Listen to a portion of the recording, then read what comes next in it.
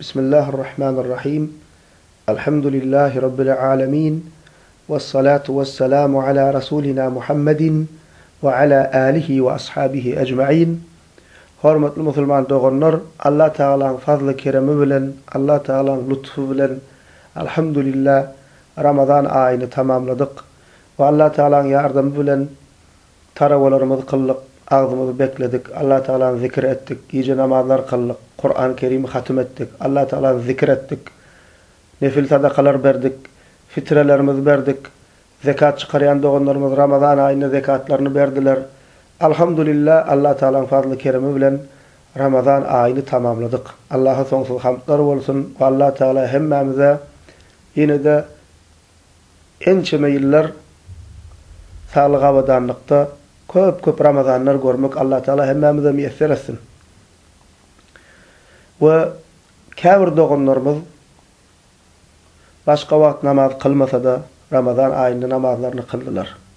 Başka wagt ağız beklemese de, yani nefil orada tutmasa da Ramazan ayına farz bolan ağız beklemeyi tuttular. Cuma namazlara gittiler. Fitrelerini berdiler. Başka wagt şu zatları etmeselerim Ramazan ayında şu zatlara amal ettiler, ahmiyet berdiler. Erbet kılık hasiyetlerini şu ayda azalttılar. Bulan hemmesi musulman doganlar gowy zat, öwga münasip zat, musulmana gelişýän zat, musulman hemişe şeýle bolmaly. Emma käbir doganlarymyz musulman doganlar Ramazan aýyna şu zatlara amal edýärler. Emma Ramazan aýyndan soň goýa başga adama öwrilýän ýalak bolup şul amallary taşlaýarlar we erbet kılık hasiyetlerine ýene de gaýdyp barýarlar. Ela şu gynanýan ýagdaý. Tova gelip, mescide gelip, tarava gelip, ağzını beklemekleri, ağdaçar bermekleri, hayır işleri hevasyan bolmakları şul ayda gatı begenleri yan zat gowy zat. Emma käbir doganlarymyzyň ondan soň başga bir adama öwrilip, ibadetlerini taşlap, ýa-da erbet endiklerine başlamagy şu gynanýan ýagdaý.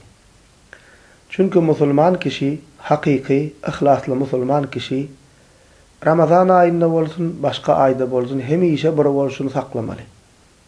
Ramazan ayda özüni haramdan goraýşyň ýalak Ramazandan başka aýlarda da goramaly. Musulmanlyk mewsimleýin bolmaly däl, sezonly musulman bolmaly däl.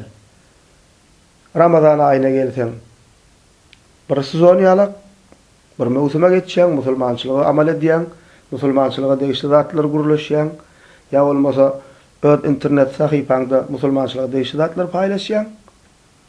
Emma Ramazan ayı gutorandan soň goýa kapasadan boşan guş ýalak bolup haramlaryň içine çümük gidip mescitten gaçyp, ibadetden gaçyp başga bir adama öwrilmek bul musulmana gelişýän zat däl.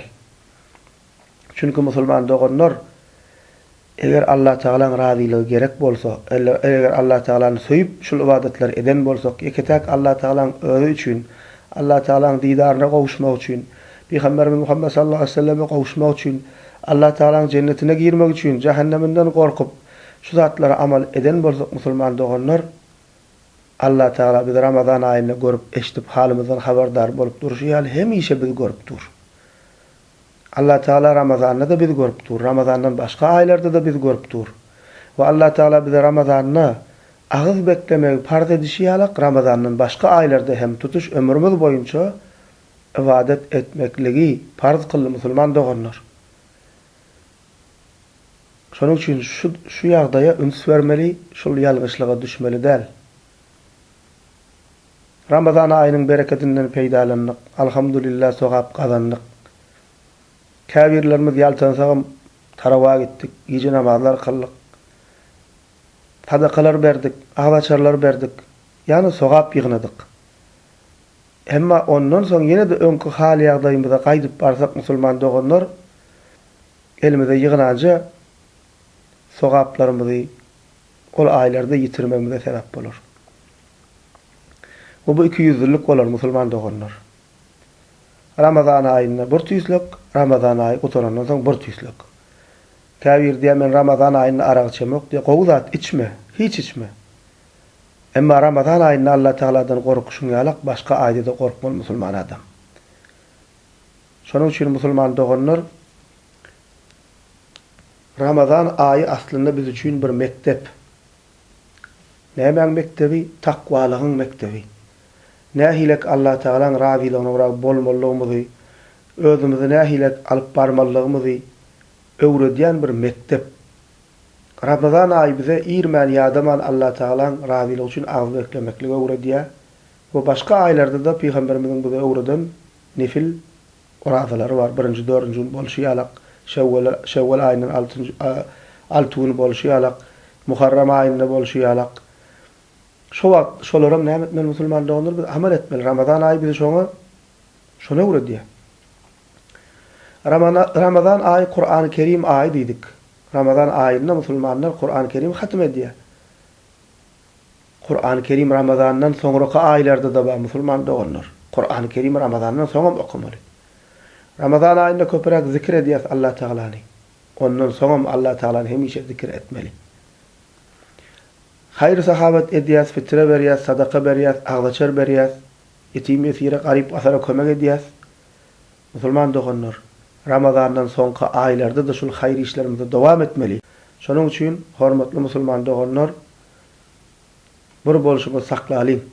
Musulman mewsumlaýyn musulman bolmaly däl. Musulman hassa bolsa da şol musulman, sagdyn bolsa da şol musulman. Baýam bolsa şo bolşy, garybam bolsa şo bolşy. Rahatlykda bolsa da şo bolşy, darlykda bolsa da şo bolşy. Öz ýurdunda bolsa da, öz şäherinde bolsa da, daşary ýurda gitse de, nirede bolsa bolsun, musulman adam bir bolşuny saklamaly. Çünki bize Allah Taala nirede bolsagam, haýsy wagtda bolsagam, haýsy aýda bolsagam, Allah Taala bizi görüp otur. Ramazanyň Rabbi Allah Taala, ondan soňra aýlaryň Rabbi eýesi Allah Taala. Mescitde barýas, özümize üns berýäs, dikkatli bolýas, araseçiklerimizge ýa hereketimize dikkat edýäs. Näme üçin Allah Taala öýüne bardyk, hormat edýäs. Emma mescitten çykamyzdan soň käbirlerimiz ütköýär. Mescit Allah Taala'nın öýü, Allah Taala ibadet edilen yer bolşa, galan yerlerem Allah Taala'nın mülkü. Şonuň üçin musulman doganlar eger hakyky Kur'an'da buyurulýy ýalak, musulman boljak bolsak, Peýgamberimiziň öwredişi ýalak, musulman boljak bolsak, sahabalar ýaly musulman boljak bolsak, hemişe Allah Taala'nın razylygyna görä hereket etmeli musulman doganlar. Allah Taala Kur'an-ı Kerim'de Hicr suresinin 99. ayetinde diýär: "Wa'bud rabbaka hatta ya'tiyekel yaqin."